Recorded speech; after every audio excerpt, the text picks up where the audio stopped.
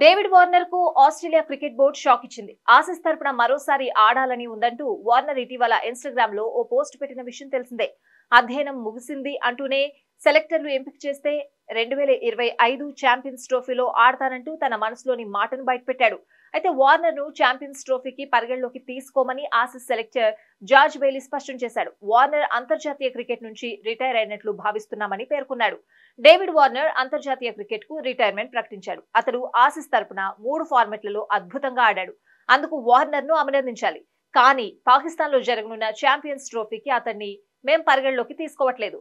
ప్రస్తుతం ఆస్ట్రేలియా జట్టు వేర్వేరు ఆటగాళ్లతో ముందుకు వెళ్తోంది అని బెయిలీ వివరించాడు. 2023 వన్డే ప్రపంచ కప్ ఫైనల్లో భారత్ పై ఆస్ట్రేలియా విజయం సాధించింది. ఈ మ్యాచ్ తో వార్నర్ వన్డే కెరీర్ కు ముగింపు పలికాడు.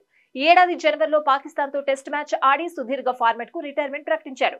2024 టీ20 ప్రపంచ కప్ లో టీమిండియా ఆస్ట్రేలియా మధ్య జరిగిన మ్యాచ్ వార్నర్ టీ20 కెరీర్ లో చివరిది. ఈ ఎడమ చేతివాటం బ్యాటర్ 3 ఫార్మాట్లలో కలిపి 18,995 పరుగులు చేశాడు.